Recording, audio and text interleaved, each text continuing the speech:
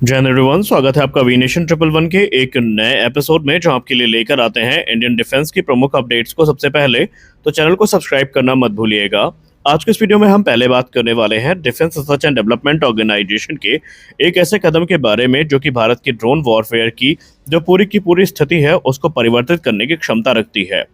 आप सबको पता है कि defence research and development organisation पहले भी कई एंटी ड्रोन सिस्टम है जिनको बना चुकी है, लेकिन अब वो जो मॉडर्न वॉरफेयर में जिस प्रकार के ड्रोन्स को बड़े पैमाने पर यूज किया जा रहा है, इनफैक्ट हमने रशिया यूक्रेन वॉर में या फिर हमने ईरान वर्सेस इसराइल के वॉर में जो हमने ड्रोन का उपयोग देखा और उसके खतरे को समझा, उससे काउंटर करने के लिए डीआरडीओ एक और बड़ी तैयारी कर रही है।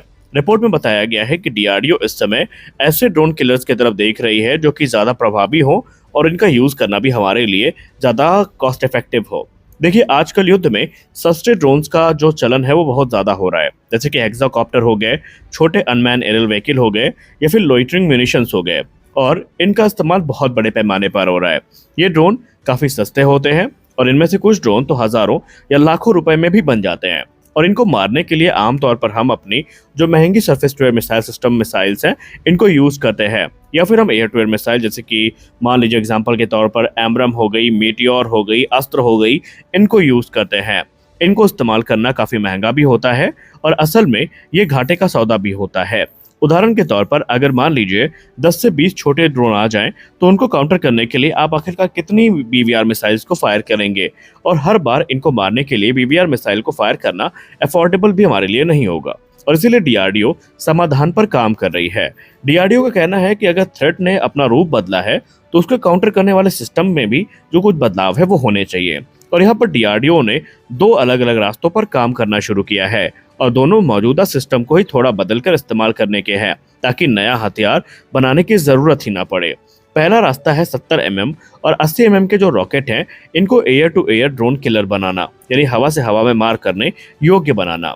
ये रॉकेट अभी एलसीएस प्रचंड में हमें देखने को मिल जाते हैं, और ये बेसिकली दूसरे अटैक हेलीकॉप्टर में भी हमें देखने को मिलते हैं, जैसे कि रुद्र हो गया। आमतौर पर इसका इस्तेमाल जो हवा से ज़मीन पर हमला है उसको करने के लिए किया जाता है।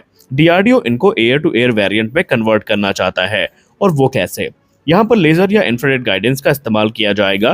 प्रॉक्सिमिटी फ्यूज लगाए जाएंगे ताकि लक्ष्य के पास पहुंचते ही ये खुद को विस्फोट कर लें, ताकि जो छोटे ड्रोन हैं उनको भी हम टुकड़े टुकड़े कर सकें। इसका फायदा ये होगा कि हमारे हेलीकॉप्टर या फाइटर जेट कई दर्जन ऐसे रॉकेट ले जा सकते हैं। यहाँ पर एलसीए तेजस की भूमिका भी काफी महत्वपूर्ण हो जाएगी, और इनडायरेक्टली हवा में एक शॉर्ट गन का काम करेंगे, और ये झुंड जो होता है ड्रोन का उसको भी मार गिरा पाएंगे। खास बात यहाँ पर यह है कि अगर हम 80 रॉकेट की बात करते हैं तो इसको भारत में ही आईआईटी मद्रास के द्वारा बनाया गया है, जहाँ पर बीईएल ने उनको पूरा अपना समर्थन दिया है। ये ज्यादा रेंज और ज्यादा पावर ऑफर करते हैं। दूसरा डीआरडीओ का रास्ता है very short range air defence system, यानी कि हवा से लॉन्च करने लायक इसको बनाना। दरअसल very short range air defence system एक man portable air defence system है जो कि कंधे में रखकर फायर किया जाता है, लेकिन अब यहाँ पर इसको डीआरडीओ बेसिकली एक ऐसे एयर टू एयर मिसाइल में कन्वर्ट कर रहा है जो कि ड्रोन को हंट कर सके। यहाँ पर डीआरडीओ इसे हेलीकॉप्टर या फाइटर से एयर लॉन्च करने लायक बना रहा है, मतलब प्रचंड या तेजस या राफेल जैसे फाइटर जेट में भी इस रॉकेट का इस्तेमाल किया जा सकता है। इसके फायदे बहुत सारे हैं। इसका पहला बड़ा फायदा तो ये है कि इस प्रकार के जो सोल्यूशन है वो काफ़ी सस्ते हैं। एक तरफ जहां महंगी मिसाइलें फायर करने से हमें करोड़ों रुपए का लॉस होता है, तो उस लॉस को ये वहां पर बचा सकते हैं। ये सिर्फ बड़ा मिसाइलें हमारे जो हैं सिर्फ बड़े टारगेट पर अटैक के लिए यूज़ होंगी, बाकी छोटे मोटे ड्रोन्स के लिए हम इन दो ऑप्शंस का यूज़ कर सकते हैं।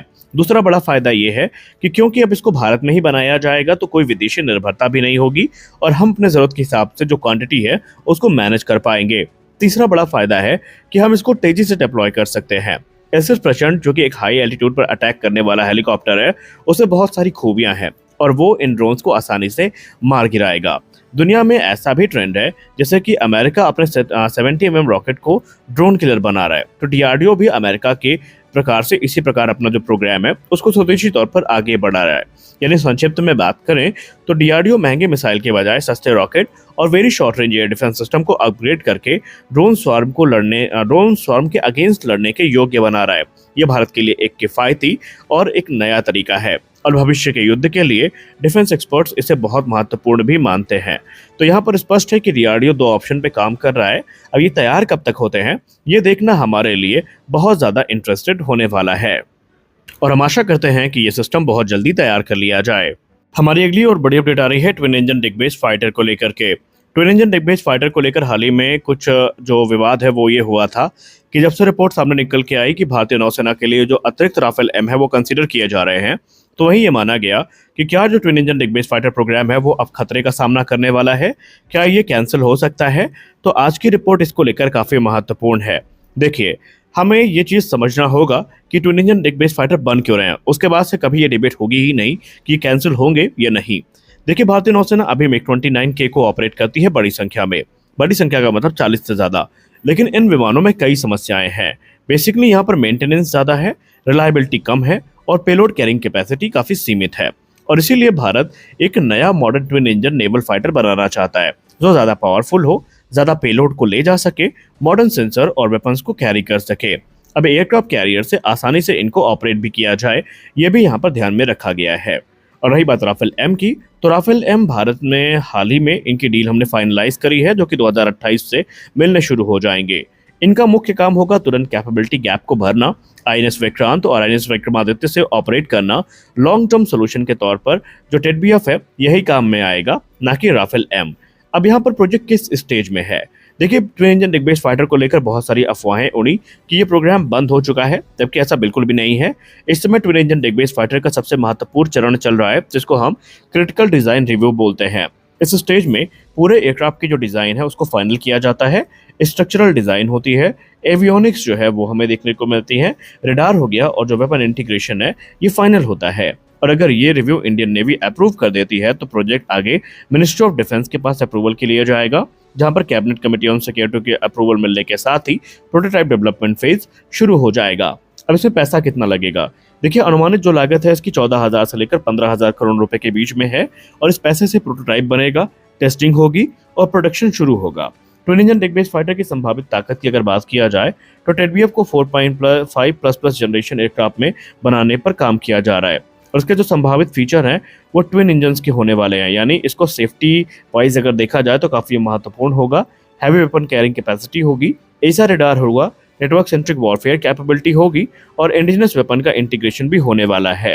ये एयरक्राफ्ट स्की जंप और जो कैटोबार कॉन्फ़िगरेशन है दोनों में देखने को मिलेगा, यानी कि ये आईएनएस विक्रांत जैसे जो स्की जंप कैरियर है वहां से भी ऑपरेट हो सकेगा और फ्यूचर में जो कैटोबार कैरियर है उनसे भी ऑपरेट किए जाने के उद्देश्य से बनाया जा रहा है। तो सवाल ये है कि ये कब तक सर्विस में आएगा? पहले उम्मीद थी कि ये जेट जल्दी ही आएगा, लेकिन अभी फंडिंग और जो प्रोक्योरमेंट डिलेज हैं इनके कारण टाइमलाइन बदल गई है। अनुमान के हिसाब इसका इंडक्शन जो है 2029 के आसपास ही हो पाएगा। अब प्लान की बात करें तो पहले प्लान था कि जो भारतीय नौसेना है वो अराउंड 100 एयरक्राफ्ट को खरीदेगी, लेकिन अब यहाँ पर ज़्यादा रियलिस्टिक प्लान के साथ नेवी बढ़ रही है, जहाँ पर 80+ टेरबीएफ फाइटर जेट की खरीद की बात चल रही है, जो भारत के एयरक्राफ्ट कैरियर को इन एडवांस फाइटर जेट से इक्विप करेंगे। तो स्पष्ट है कि प्रोग्राम डेड नहीं हुआ है, लेकिन डिले जरूर इसमें हुई है। तो आज के इस वीडियो में बस इतना ही। मिलते हैं अगले वीडियो में कुछ अपडेट्स के साथ, तब तक के लिए जय हिंद।